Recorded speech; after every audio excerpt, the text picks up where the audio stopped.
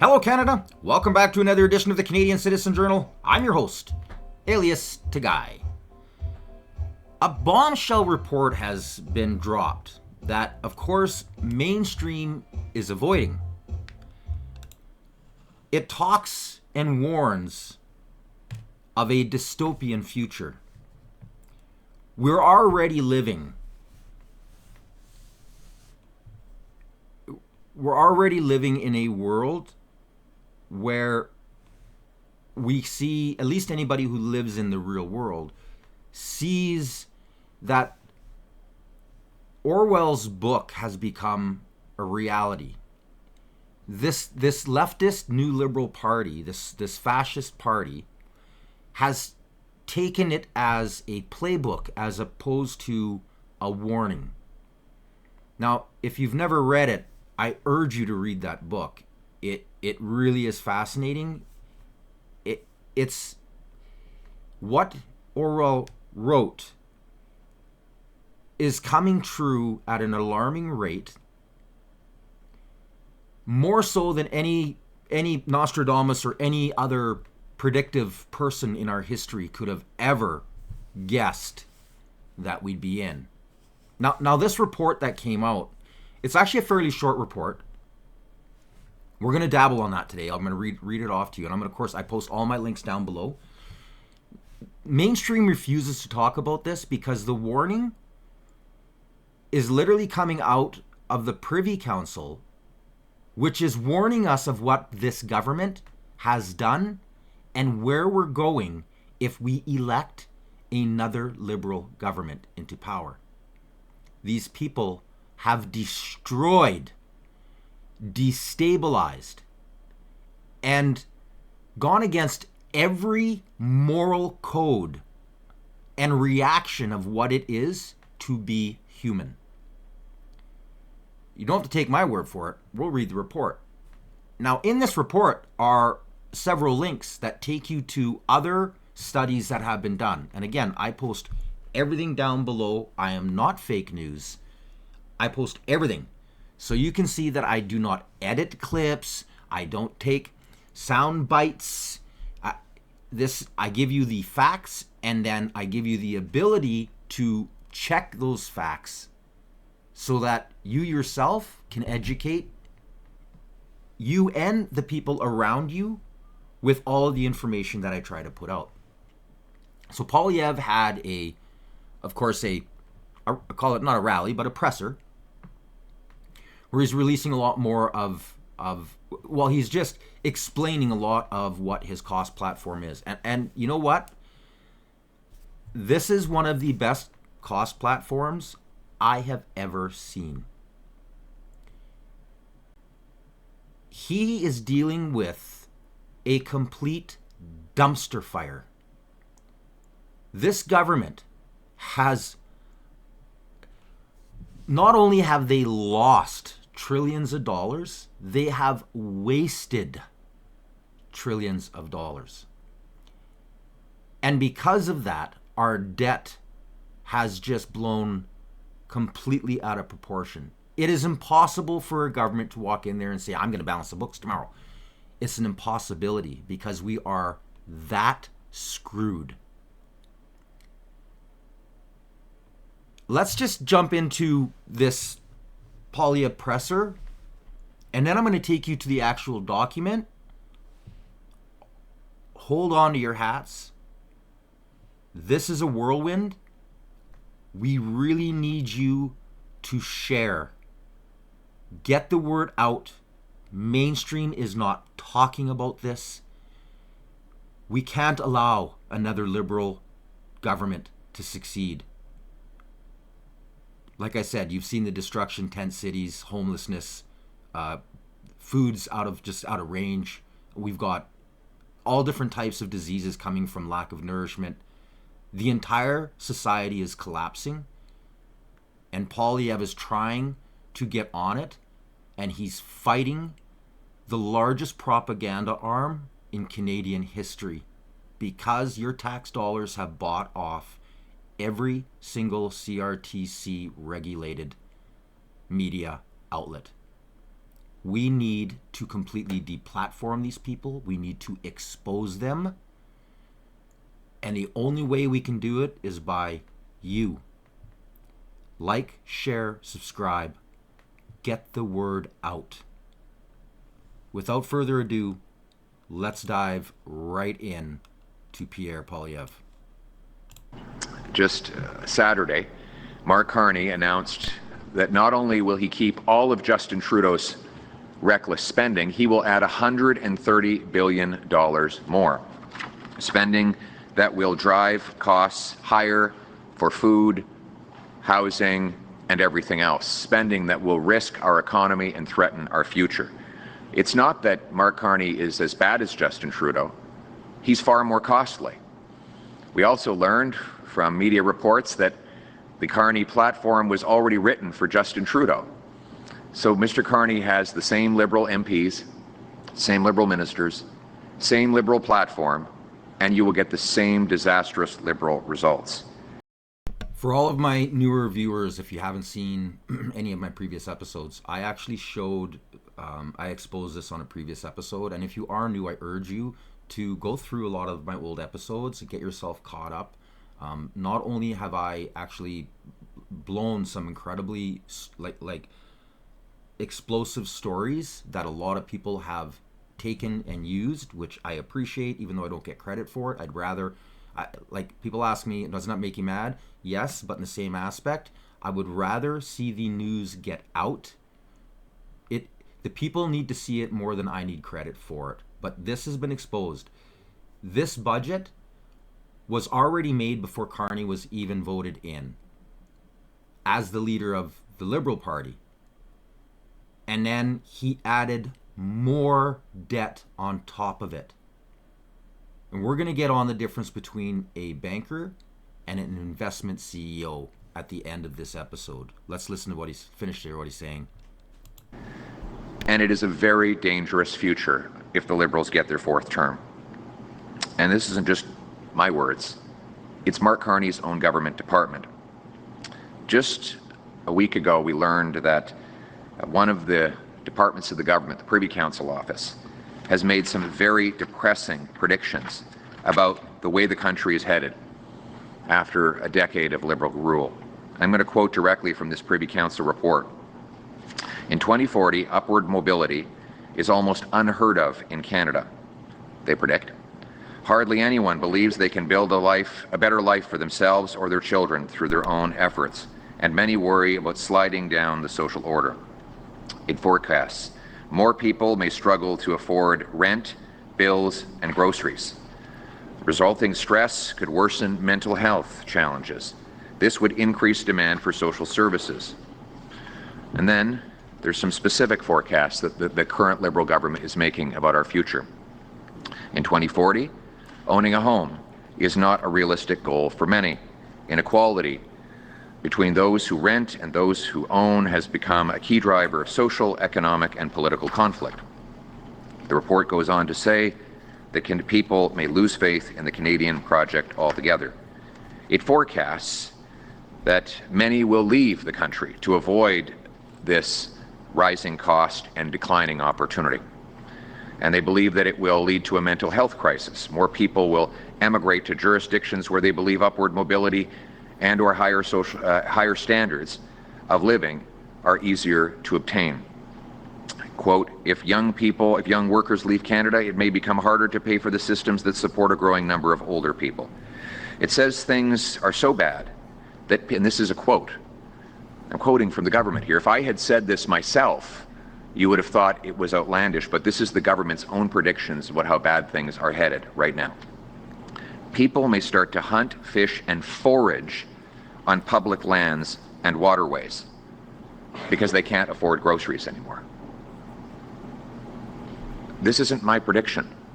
This is where the country is headed if we continue down the Liberal track. It sounds incredible, something from a post-apocalyptic TV show like Fallout or The Last of Us, but this is the forecast from Prime Minister Carney's own government department, the Privy Council office. Now, Mr. Carney plans to continue the very policies that got us into this mess in the first place. In fact, he plans to go even further. $130 billion of additional spending above and beyond what Justin Trudeau had already promised will take the new debt that Liberals are projected to add over the next 4 years to $250 billion of inflationary, cost-driving spending that threatens our social programs and our future. Monsieur Carney va non seulement maintenir toutes les dettes. Now, this is absolutely true. And I'm going to go further out in this presser. And there's only one person who actually asked the question. And listen to how he words it, because it's imperative. How mainstream is avoiding this. This is the reality. We are already there. We are already seeing this dystopian future. Like I said, we are living right out of Orwell's book. This is scary times. Listen to the question and listen to the answer. Thank you. Next question. Mr. Poilievre, Joe Warmington from the Toronto Sun and Post Media. Hey, Joe. Nice to be here today. And thank you. I would be remiss as a reporter to not talk about what you talked about, and I want to talk about the platform, but just before that, you mentioned about this report out of the Privy Council. Yeah. Now, as a crime reporter, if you will, when I hear something like that, I cannot believe what I've heard. And it's such a stark contrast to what you talked about in your platform. But I do want to go back, if you can address that, how that's going to help fix it. But that is the most negative thing in my 40 years in journalism that I've ever heard about Canada. I don't see it too many places in the media, and I think it can't be glossed over. So I'd like to talk about that and how you're going to fix that if you win on next week. I think you're absolutely right. I am shocked that, like, this is not an interest group or an opinion columnist or even a think tank that has put out this report. It is not even just a government department. It is the Prime Minister's personal department. Like, I think somebody has to ask Mark Carney, has he seen this report? His department wrote it. And what they are anticipating on the current trajectory is a total meltdown, a societal breakdown in Canada if we stay on the current track. Why this isn't blazing the front pages of every news outlet in the country right now is beyond me. It's just unbelievable. Unbelievable. It blows my mind. What they're actually saying is that, I'm just going to read some of these. More people, this is for the future. It's not enough for Mr. Carney to say, oh, well, the last 10 years is in the past, forget about it. Stop bothering me about the past, he will say. This is the predicted future his department foresees for Canada. More people may struggle to afford rent, bills, or groceries. The resulting stress could worsen mental health challenges. This would increase demand on social services. In 2040, upward social mobility is almost unheard of in Canada. Hardly anyone believes that they can build a better life for themselves or their children through their own efforts. Many worry about sliding down the social order. In 2040, owning a home is not a realistic goal for many. Inequality between those who rent and those who own has become a key driver of social, economic, and political conflict. In 2040, pursuing a post-secondary education is no longer considered a reliable path to social mobility. Fewer young people choose post-secondary education, and those who do see it less as a path to a successful career than a way to reinforce their membership in the, quote, elite. That's not my words. That's the government's words. Wow. The report paints a terrifying picture of a spiral of economic depression and cost inflation. People may lose faith in the Canadian project, it says. It forecasts that this may trigger people to, quote, emigrate to jurisdictions where they perceive upward social mobility or other higher standards of living are easier to obtain.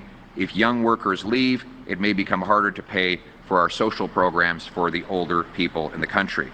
And then this last line, it staggers me. And we're actually there right now with this immigration that came in. This is why we are in utter chaos.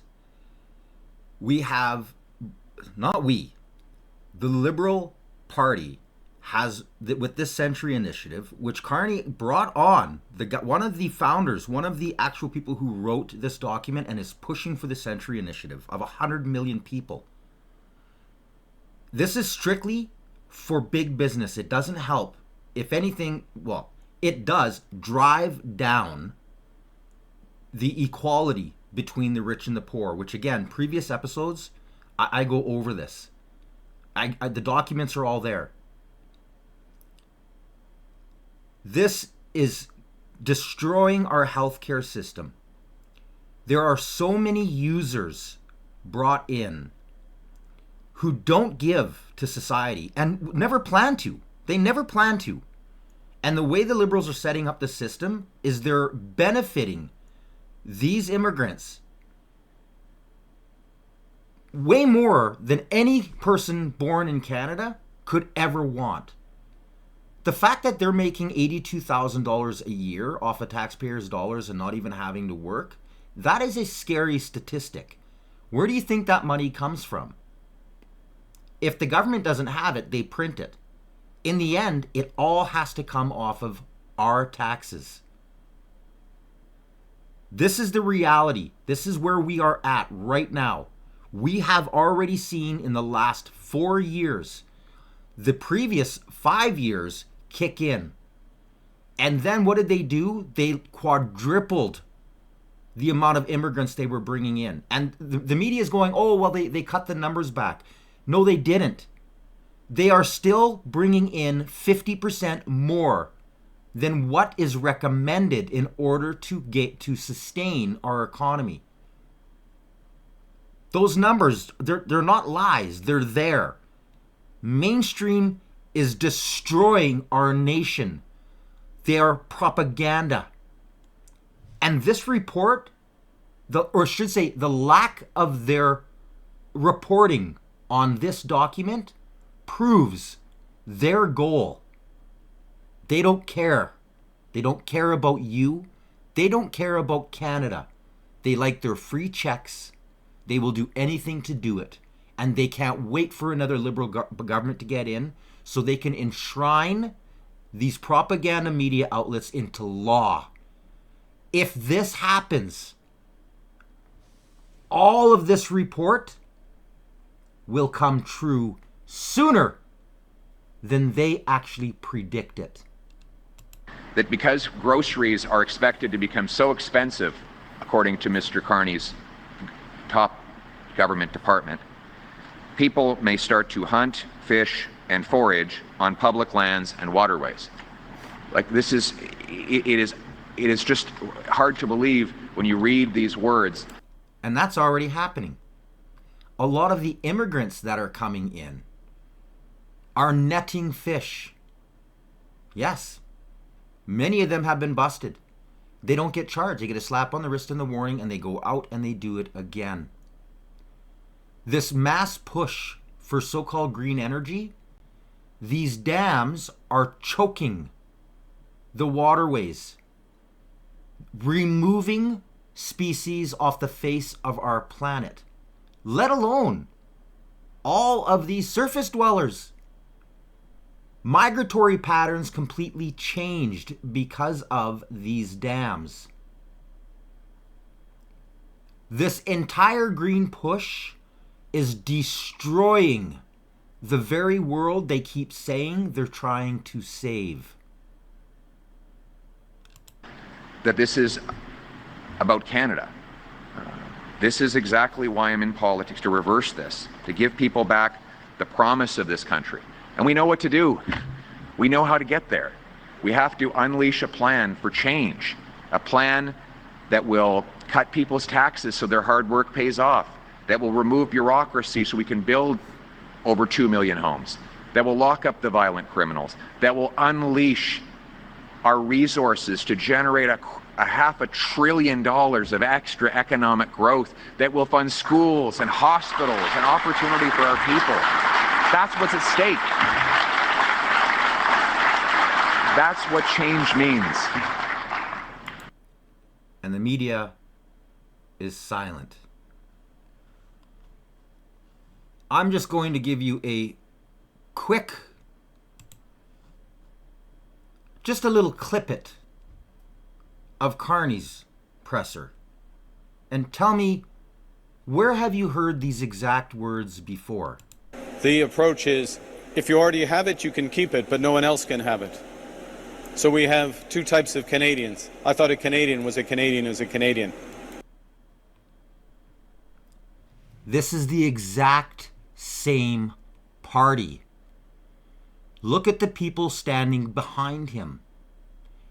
Every single MP that has driven us down this road of destruction is still in power and running again. And believe it or not, there are people out there that are going to vote for these guys again. Make sure you like, share, and subscribe and get this out there. Like I said, everything's posted in the bottom. I will post the link to this document. It is a must-see, a must-read. And I urge you to click on the links they give. There's 3 really important ones that you need to read over. The Future Lives one, which is done by Policy Horizons, the Basic Needs at Risk, and the Disruptions on the Horizons 2024 report. These all came out while the Liberals were in power, trying to warn Canada and the states with the Democratic Party, what they were doing, of what is going to happen and how we're already on this slide. And these parties are pouring Vaseline and lubricant on it. They want to speed this up. It's in their investors' best interest. So before I get into the report, here's what a Bank of Canada responsibilities are. The Bank of Canada, as Canada's central bank, has several key responsibilities, primarily focused on maintaining a stable and efficient economic and financial system. These include conducting monetary policy to manage inflation, overseeing the financial system for stability, managing the nation's currency, and acting as a fiscal agent and banker for the Bank of Canada. Now, Carney keeps trying to take credit for the whole 2008-2009. This has already been debunked. If it wasn't for Harper and Flaherty, could you imagine what this goofball would have done? It was the Conservative Party that managed us through that. And out of every single nation on earth, we came out with a AAA rating. There were countries all around the world talking about how incredible it was that the Conservative government managed that crisis. Every other nation had housing bubbles that burst. Harper controlled ours. Now, after 10 years of the Liberals, look at the cost of homes. This is what these globalists want. Well, how so, Alias? Because this is the difference. This is who Carney is. A private investor CEO is responsible for developing and implementing the company's vision, managing investments, and driving growth, while also balancing the interests of investors and other stakeholders. They need to add value quickly, work closely with the board, and prioritize the firm's goals. This is who the Liberal Party is trying to get to be the Prime Minister of Canada. They've already succeeded in appointing him. Now, back to this just explosive report. Social mobility lies at the heart of the Canadian project. Many people in Canada assume that following the rules and doing the right things will lead to a better life. We know this is not happening. However, things are changing. Wealth inequality is rising. Again, previous episodes, I talk about it. I actually show it. It is already common for children to be less upwardly mobile than their parents. Policy Horizons reports on future lives and basic needs and risk, and to explore these changes, and more recently, the Disruptions of the Horizons 2024 report suggests that in the coming years, downward social mobility might become the norm. The Foresight Brief paints a picture of Canada in 2040, where upward social mobility is uncommon. Hardly anyone believes that they can build a better life for themselves or their children in this future. Right now, more than 35% of Canadians feel this way. More than 60% of conservative voters believe this and are living this today, which is why they're voting conservative. Whereas on the liberal vote side, it's around 12 to 15%. You have your users and abusers, and then you have the people who are actually suffering and see change and want change. We are already in a class war. The rich and the abusers and the taxpayers and the people who are now in poverty that weren't 10 years ago. The welfare state is what is pushing the Liberal Party. They don't give a crap about their neighbor. They're all in it for them. And because of that type of mentality, that type of ignorance and naivety, that is why we are in the state we are in today. However, many worry about sliding down the social order, which has become much more common.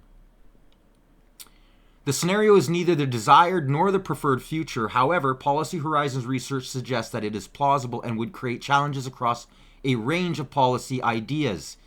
The economy may shrink or become more volatile. Mental health challenges could grow due to frustrated hopes and expectations. Again, we see this, especially with the explosion of alcoholism and drug abuse. This is what happens, a depressed society. And just like with Trudeau's dad, the highest rates of suicide, alcoholism, and drug abuse because of the moral degradation in our society. This is what socialism brings. His dad was a socialist. The New Liberal Party are fascists. Workers and recent immigrants may choose to leave Canada for better opportunities elsewhere. Again, I've done an episode on this. Please, excuse me, check out my previous episodes. I talk about this. You'll only see this on independent media. Mainstream won't tell you the truth. They don't want you to know. They want people living in the propaganda bubble. People may turn to informal, grassroots, or community-based ways of fulfilling their basic needs. Again, one of the fastest growing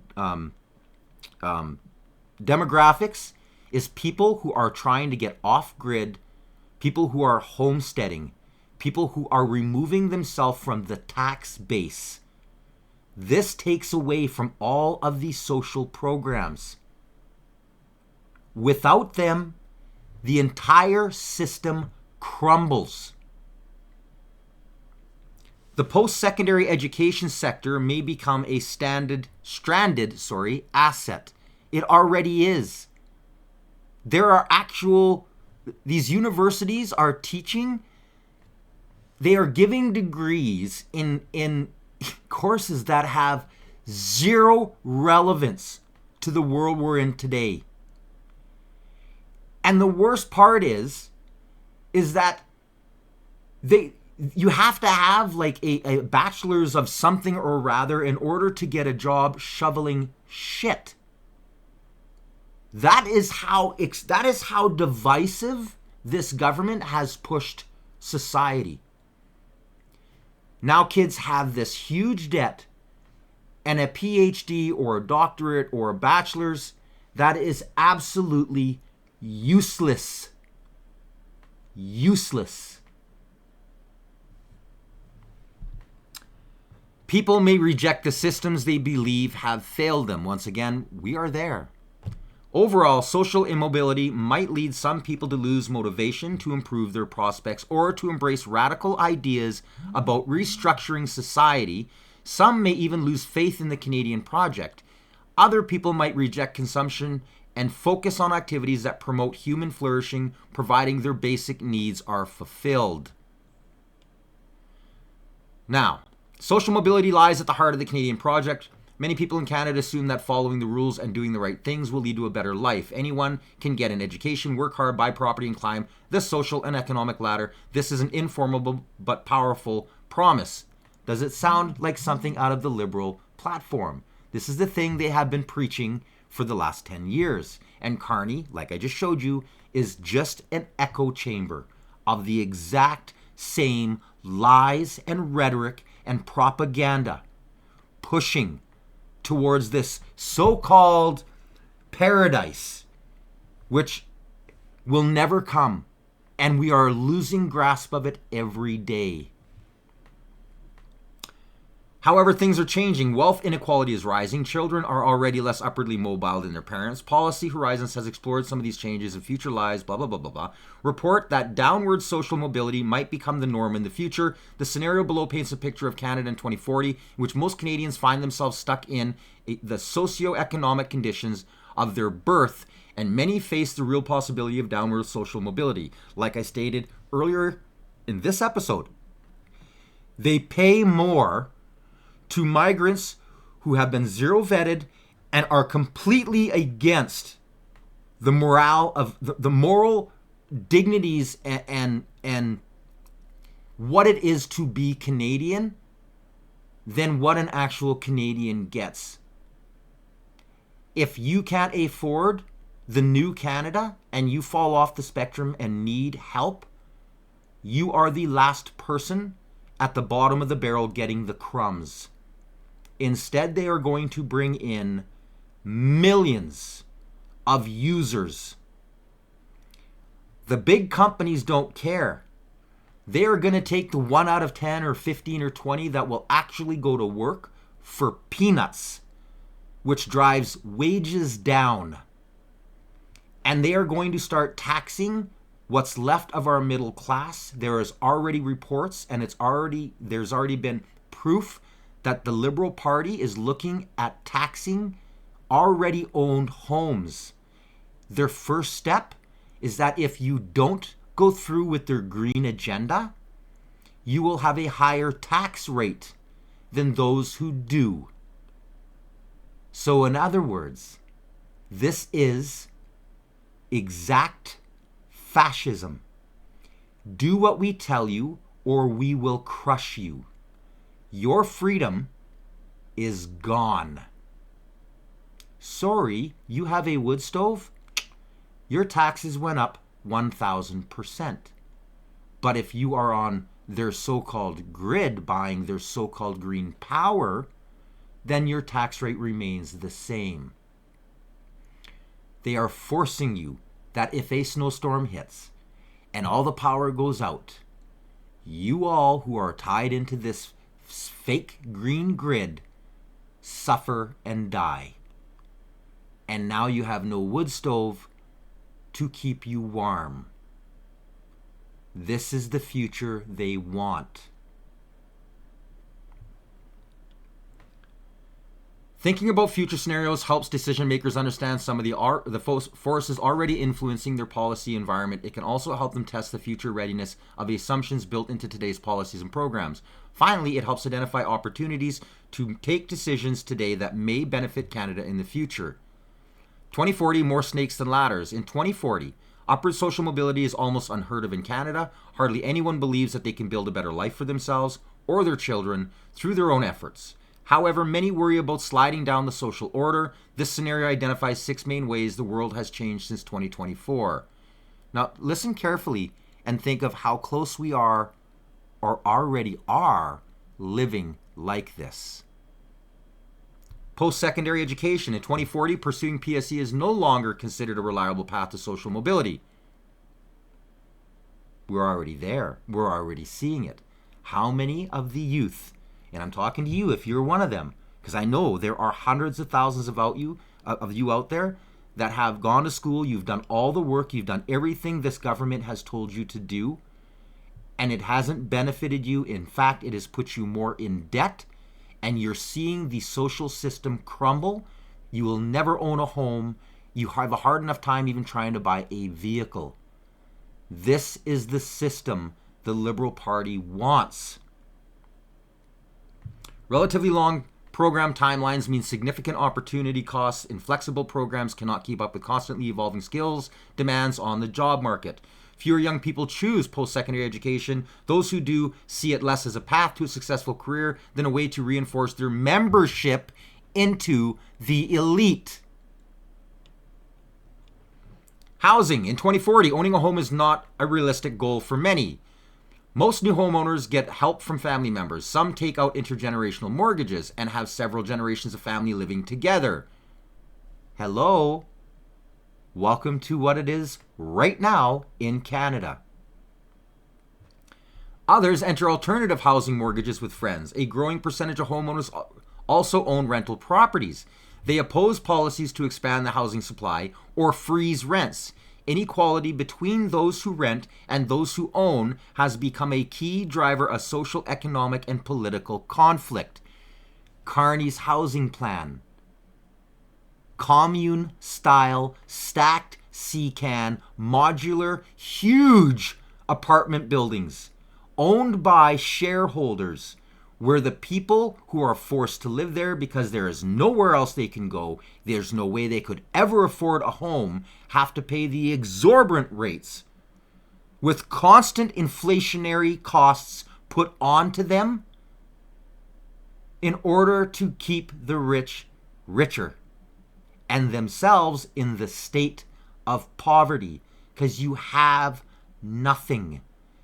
You will never be able to get a loan because you will own nothing. There is zero collateral. What is the collateral you have? Your body. You have just become a battery. You have just become a slave.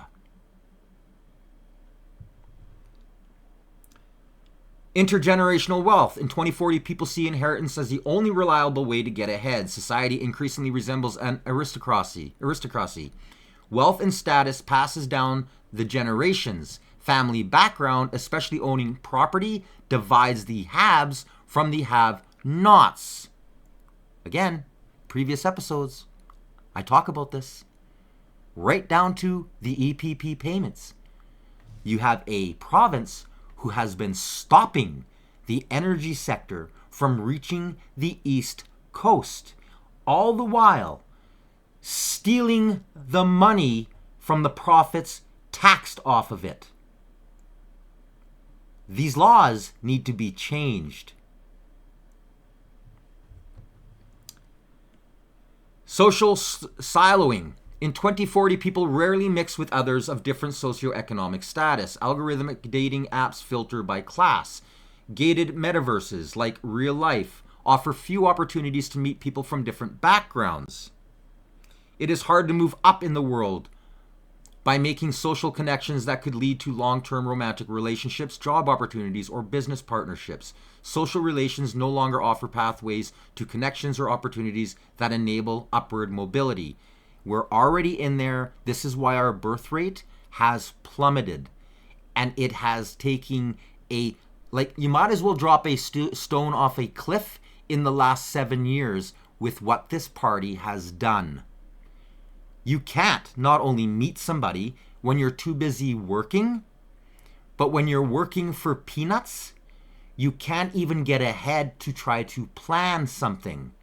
There was a bunch of leftists that were trying to make this big deal, how Polyev said that there were parents and couples who were putting off having children because they couldn't afford to. And all of a sudden, all these leftist women came out, so-called women, because a real woman wouldn't think that way. They would already be thinking about this future, as well as real men, people who want to be dads. About is it possible to have a child in this world? Is it probable that I can give this child a good, healthy life? None of these factors exist anymore.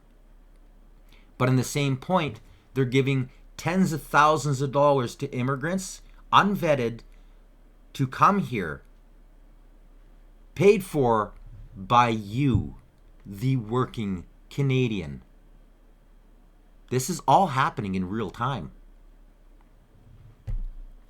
Aspirations and expectations. In 2040, aspirations for social mobility among youth are at odds with expectations of immobility. Advertising and marketing discourses continue to drive the desire to climb the social ladder. Hey parents, are you seeing this in your teenagers? But economic realities leave most with limited expectations of success.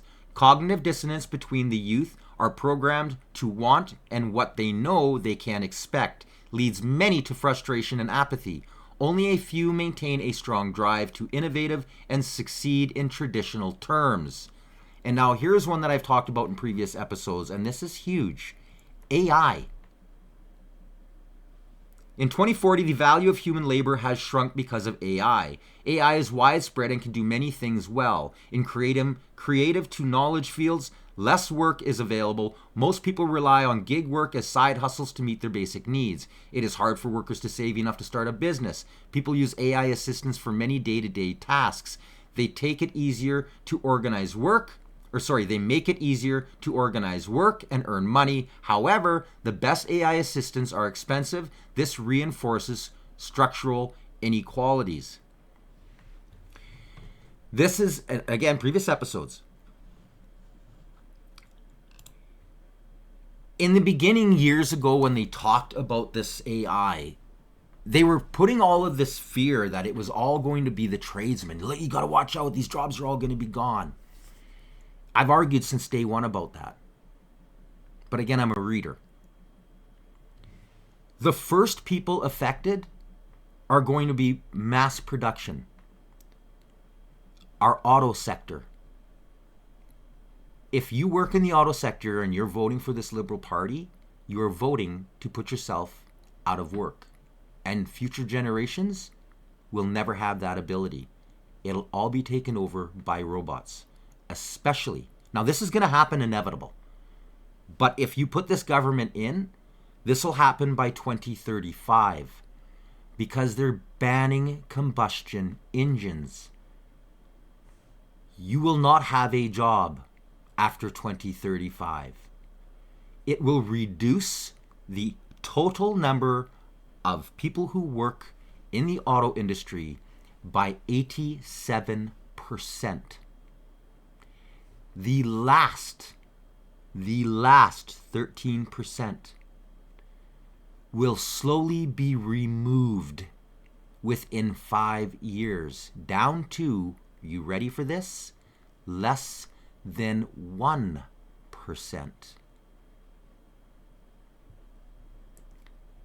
Now the plumbers and the electricians and the carpenters have no worry. Why? Because it's a mobile network of workers who need to be able to access into unlimited designs of homes, different type of electrical, plumbing, etc. This is where all of you parents out there and any of the younger generation that are getting ready for a post-secondary education, get away from the whole degrees. This is going to be the most sustainable and generational job market in our future. Lawyers, gone. Even doctors, we're still going to need them, but most of their work is all going to be done through AI. You can already buy heart monitors. How many people, especially since COVID, don't even go in to see a doctor, they make a call. Most of the doctors are already starting to use AI in order for them to diagnose the symptoms you are giving them on the phone. operations are the robotic. Think of any field. Any field. Lawyers are a big one. Lawyers are going to be a thing of the past. AI is a much more efficient reader and database on anything to do with the law than any lawyer could ever be.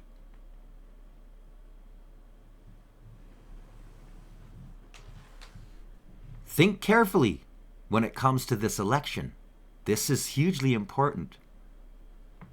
This is where the Liberal Party wants to push us. I'm going to keep reading. The Canadian economy could shrink or become less predictable. Where are we at? Again, previous episodes, bottom of the barrel. We are in between Mississippi and West Virginia. We have the lowest GDP of every civilized nation. We rank second from the bottom. 1.5% GDP growth. This is over 10 years since the Liberals took over. It fell off a cliff by the third year they were in power. The only reason the 1.5 is there is the carryover from the Conservative government before them. Capital for investment in new enterprises may concentrate in the hands of a small number of very wealthy older people. Who is voting? Who is the mass voter base for the Liberal Party?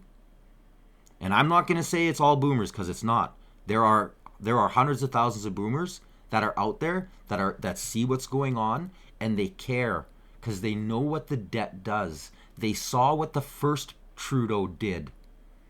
They saw the debt that they had to pay for by making a wrong choice in who they put in power. But the rest of them, they're locked. They're in the bubble, the propaganda bubble. Like, share, and subscribe. We gotta eliminate, we have to decimate not only the Liberal Party, but the propaganda arm.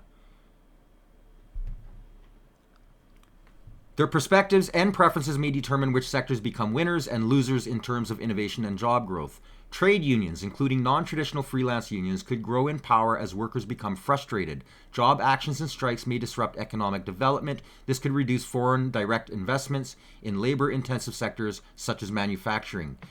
We saw a record number of strikes in the last 4 years. Why?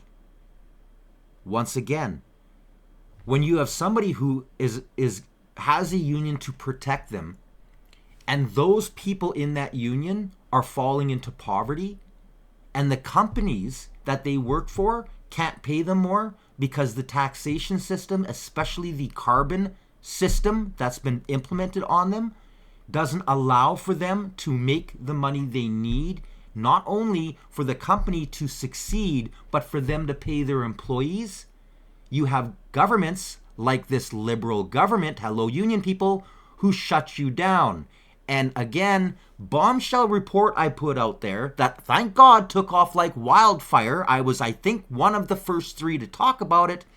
How they were monitoring, the Liberal government was allowing the use of spyware to monitor union representatives, that they shut down and put forced legislation back to work.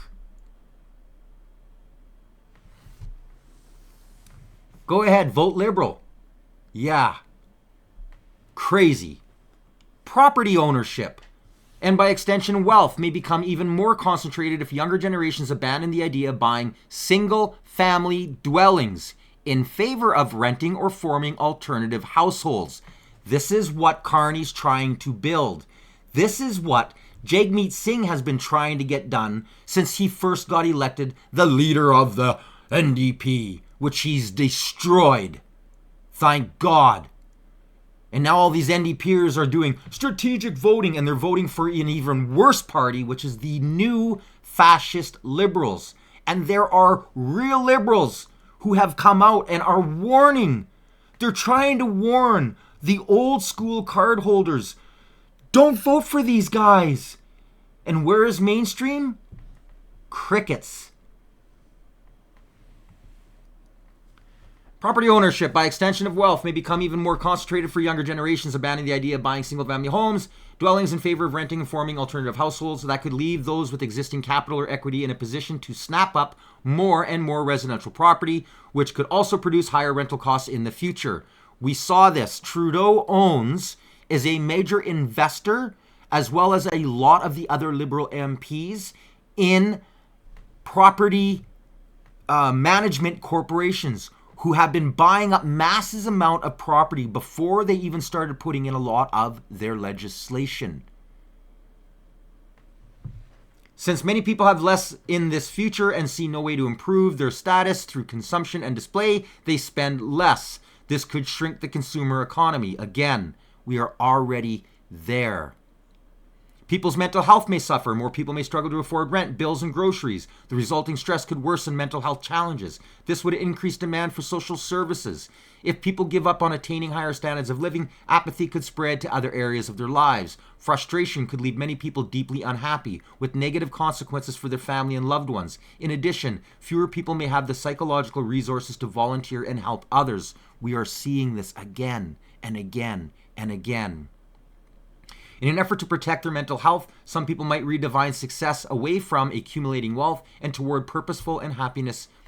More people might be willing to job hop for better work-life balance or more meaningful work. Fewer people may have to drive to build and innovative in this context. Policymakers may no longer be able to take for granted that people will be motivated to better their lot. Workers may seek greener pastures elsewhere. Canada may become a less attractive destination for migrants if it is seen as a country where upward mobility is uncommon. We're already seeing this. There is a huge demographic, not only of the Canadians who have left because they can't run businesses here and they're tired of the cost of living. They fled to the States. But of the immigrants, the ones who come here wanting to better themselves and thinking that there's a Canadian dream and realizing that it's not, have already fled and are fleeing the country.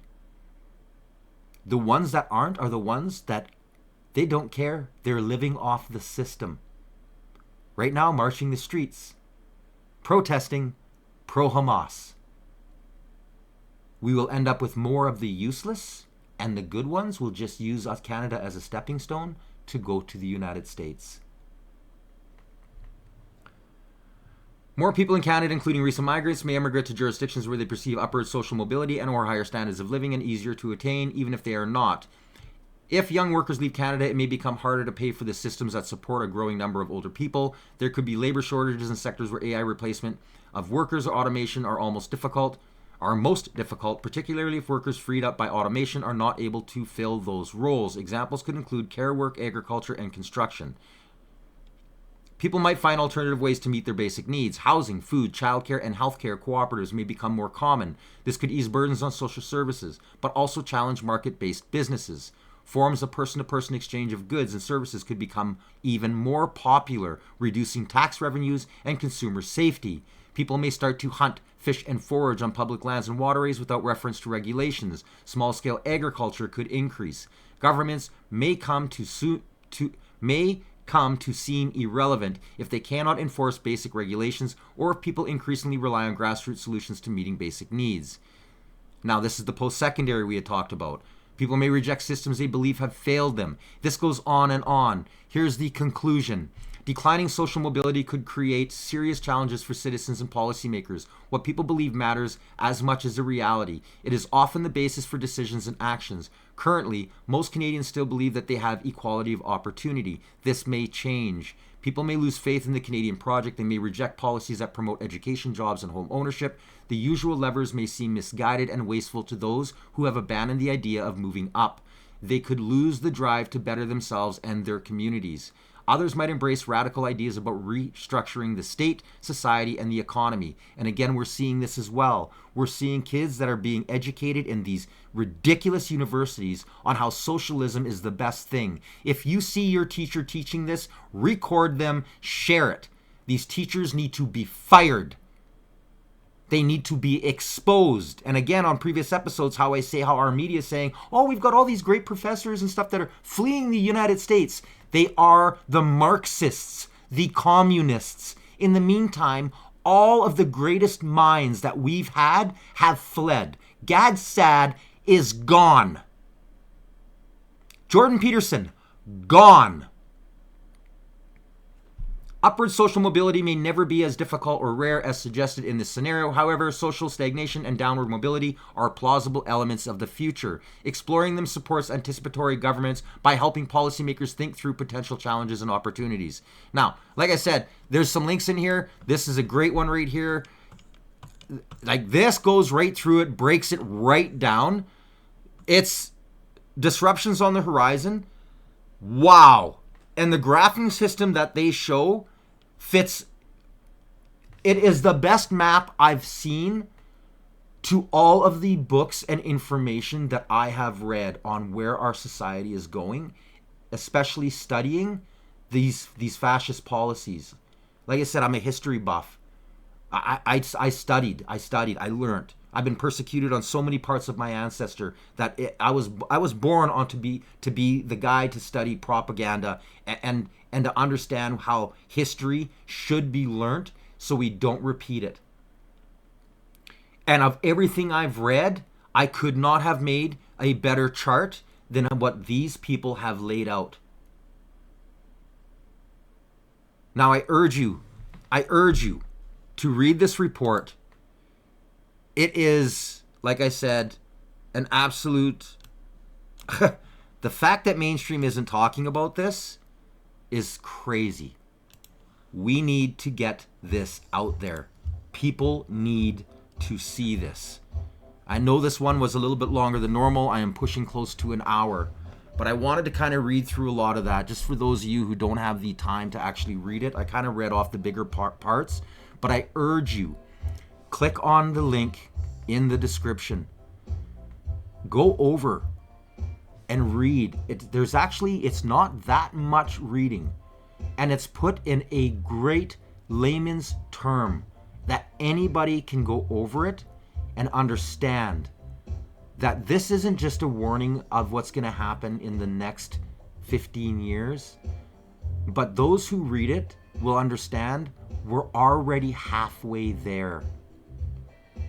That's why I keep saying this election is literally the most important election, not only in my lifetime, but since the conception and birth of what was once a great nation of Canada. Make sure you like, share, and subscribe, and vote.